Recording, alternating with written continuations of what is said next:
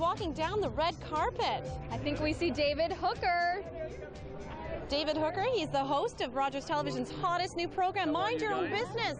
How are you doing? How are you doing? Good. You look beautiful. Why, you look beautiful. so smart. You both do. Fantastic. Tell us a little bit about Mind Your Own Business. What's it all about? It is the most amazing program, amazing concept. It deals with local business people who work from home, small business peoples, and we've taken our cameras into people's homes around the region, put cameras up on the walls, watch them working, private snippets of video, movies, brought them into the studio, and it's an amazing reality TV show. Yeah, a little voyeuristic, I see.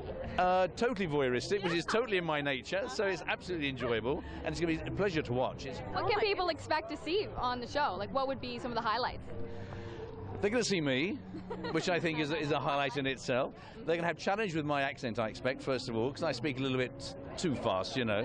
The highlights are going to be, I think, in seeing so many different ordinary people running ordinary businesses from their homes and the challenges they have, where the partner maybe doesn't want them to work, the partner does want them to work, children, crying children, yapping dogs, and trying to get people just to change their point of view and attitude and maybe look at their life and their business in a different way, but with a slice of British humour sliding under the carpet. Now, you mentioned your nature a little earlier. We also heard about your brutal nature. Is it true that you're as brutal as they say you are with your guests?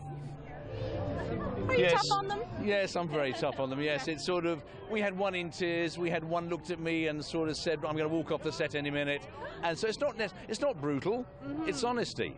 And I think so often people need to have a bit of honesty in their lives. So often when people make these platitudes, everything's fine, everything's good, but honesty doesn't hurt. We talked about the Istanbul opportunity, and the colleague you were speaking to said, but some people don't, you know, that you've lost some friends. Yeah, definitely. What was very important about that was he also said to you, you have lots of friends.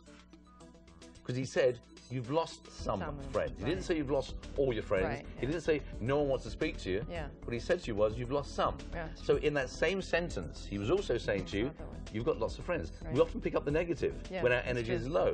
When our energy is high, we go, hey, this is good, because I can write to everyone and say, hey, guess what, guys? I'm the person that did this to you or got you here. I've turned around, I've done this, I've done that. You know me, you know me, you know me. Yeah. And already now you have an international marketplace waiting for you. If you can reinvent yourself, your stardom or your fame becomes a much larger box. Oh, we're going to finish the basement. We're going to get the office in the basement. You see, why do you need to finish the basement? Take your desk into the basement, put it in the corner. It doesn't matter whether it's finished or not. Your clients aren't coming there. Move your business. If you sit down and say, well, we'll finish the basement, now what comes first? Doing the business or doing the basement? Where's your priorities? You only need a space. You can do your business in the trunk of the car if you want to. So why, when we become entrepreneurial, do we need to build a Donald Trump type environment? You don't.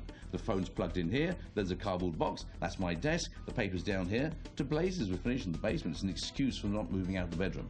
And I'll tell you something, it's brave of you to sit down and say, I am a control freak and I'm a perfectionist and no one can do it better than I can do it, but how do you move on from there? What have you got to do? Well, of course I'm like that. I am a musician. Well, yeah, but musicians are also artistic and caring and loving and emotional. We move and we bend and we shake, and you trust other musicians playing with you. Sometimes. Even if they're not as good as you, Never. they're not, okay, never, here we go, you are the perfectionist. Right. My goodness me, thank God these dogs can't talk. That's right. But what are you going to do if you want to move on? Because I know that you spend every hour that is sent to you. And if we look at this business seriously, if you move to the next stage, you've got to let go of the administration side. I know. So a lot of your paperwork I expect has standard format anyway. A lot of it does. So therefore that standardization, if you went out and got yourself someone and gave them some of the real simple stuff, if you want to keep the ones that are going to be perfect, you keep that. But why can't you go out and find someone who can sit down and say, this is my basic stuff, this needs mailing, do something, and create a junior that doesn't take that much time. You're smiling at me, but get that junior. Are you smiling because I make sense or because I'm talking No, rubbish? because I know you're right. I know you're absolutely right. But I'm not a perfectionist, I'm right. I love that's a compliment. But you're Thank you. right. And am I brutal? Yeah. Now let's get the honest truth about the show. Let's go inside and see MJ, who's talking to David Hooker, the producer of Mind Your Own Business, Debbie Sini.